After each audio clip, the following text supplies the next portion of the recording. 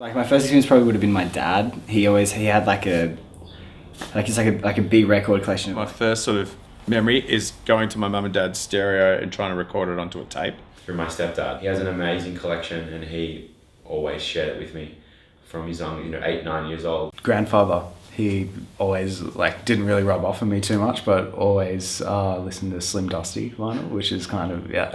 Yeah, that's my first memory, just seeing them, going to my grandparents' house and seeing them stacked up. Dad playing old school punk like Dead Kennedys and Sex Pistols just in the back room with his stereo. He taught me how to handle it, not to touch the grooves, just the care he had for his and their condition. It's like, I want to look after mine so they look like that when I'm his age. And it was this big process where he'd show me how he clean it. He had the little the duster, and he's like, this is how you clean it, and then you put it on, you make sure the needle's clean and stuff like that. And yeah, that was my first sort of thing. Yeah, my first experience with it, I guess. I was always a collector when I was growing up, whether it was stamps or model cars or anything like that. And so the second that I started getting into hardcore punk music, I became fascinated with the vinyl culture that's always been around that sort of scene. When I was young, vinyl had just sort of been phased out for cassette. When I was really young.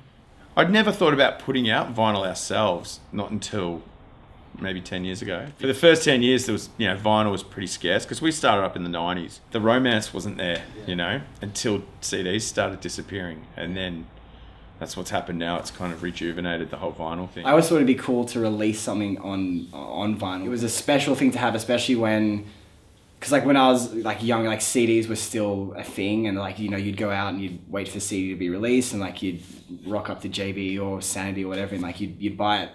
And then when that stopped becoming a thing, I was like, well, fuck, it'd be cool if a band I was in would get to do that. I never thought that I would be able to have something put on vinyl because I always saw it as such a time period piece.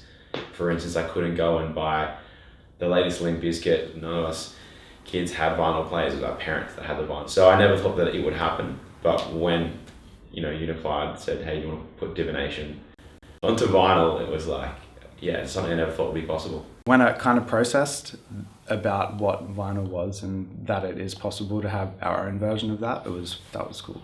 Yeah. And seeing it for the first time was awesome as well.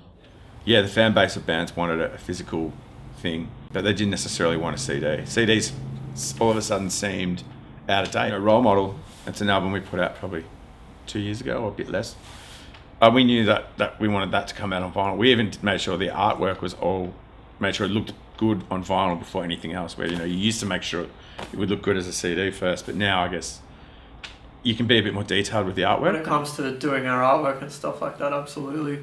Because I think vinyl just opens up a gateway of all these cool things you can do besides the front cover of the record that are visually going to look great because it's nice and big and you can be really creative with it. In the artwork that we do, be it the Mother Earth face of Earthwalker and Skydancer, seeing it on such a big platform, you see the detail much more and you can open it up and be immersed within it much more than you can just by looking at a digital copy or even a CD. It's a common question, are you going to release this on vinyl or what's the plan? How many different colors are you going to do? And for the most part, I think that's what excites people the most, besides I guess listening to the music maybe, but being able to you can collect them. That's what's cool about them. They're art, pieces of art. Vinyl is one of those ways of representing the fact that you love music, but you also want to have something to hold in your hand and something to actually take part in that makes you feel like you're part of it a little bit more. There's a certain romance or a certain feeling you get from having a real a collector's sort of thing, and vinyl feels like the real deal. It's an opportunity to have a piece of history of a band's career, and it's something that you can touch and feel, and you can even see the music as you look on the grooves of a record. I would love to collect more vinyl. I feel like it's a rabbit hole that one day I'm going to fall down pretty steeply. I started by going to op shops and buying your old 70s, 80s punk, pop, all for $1, and it's wow, this is awesome. Built up a collection of the old records, and then started getting into, wait, these bands have records, and for new stuff, I didn't know it happened. They did it, and it just grew from there. Yeah, I've got a collection at home. I don't have a massive collection. We sell it in a shop, and that's my sort of labour of love. I probably have around 700 pieces of vinyl at my house. A lot of it is just records that I picked up along the way. I wanted to try and have a vinyl wall of all my favorite records, and then, you know, certain records like stuff from American Nightmare and Converge and some of my favorite bands, I've got up to 30 copies of the one record just on every single different color and pressing that they've done all around the world. Boy, have I seen collections out there. We've got to say hats off to James Williamson. I think the first photo that I saw of that man's collection must have been taken from like a second story balcony looking down, and he's laying with all his t-shirts, vinyl. He's got his hands on some one-of-a-kind pieces. I don't know how he got a couple of test presses. I think the label even, you know, just gifted them to him because he's so dedicated. 200 plus.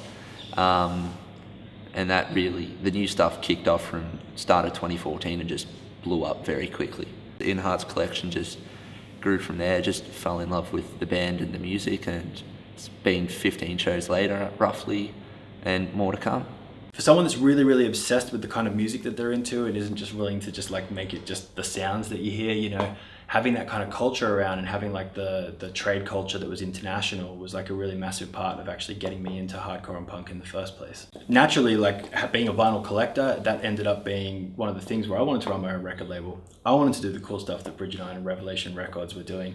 And so I always knew that when I was able to, and when we had a label that was able to do things, that it was going to try and make it as special as possible. It's great for the bands, like bands like Northland and In Heart's Wake actually have a huge vinyl following because of how creative the bands have been willing to be, how creative we've wanted to be, and the fact that the fans are just so obsessed with those acts. There's a couple of guys that like two or three collectors of Northland stuff that I've seen that have literally every release we've ever made in every edition, more stuff than even I have, and I think it's really cool that Unified actually seeks these people out and rewards them with stuff like test presses for supporting us, which is really cool.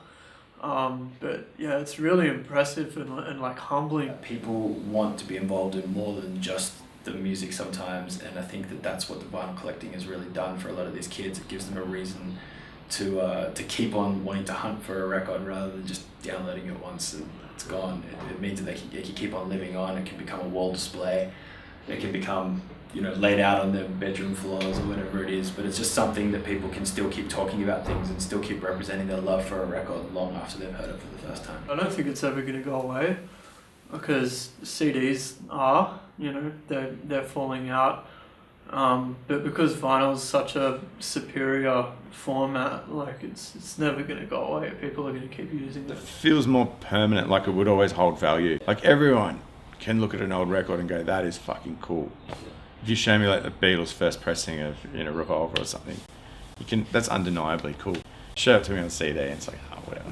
I think that people that really, really love music and want to be part of the culture often want something more than just an MP3 or a stream to try and feel like they're a part of it.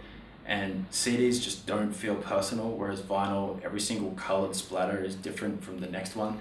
And I think that like that sort of representation of their love for things is something that can carry on for as long as possible. And I just don't see it going anywhere. I think it's always going to look awesome when the record's blown up a little bit bigger, the cover's there, the artwork, the way the vinyl looks. I don't think everybody's listening to the vinyl necessarily, but just having something that represents their love for the music is really, really important.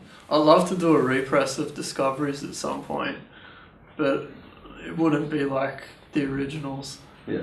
You know, but it's I can't say like what's gonna happen because we never really know. It passes something that was, you know, that could potentially have never happened ever again, like something that could have been completely outdated forever, that gets to hopefully carry on and be like a special thing for people rather than just, well, this is how I have to listen to it. It's like, no, I get to listen to it on this now.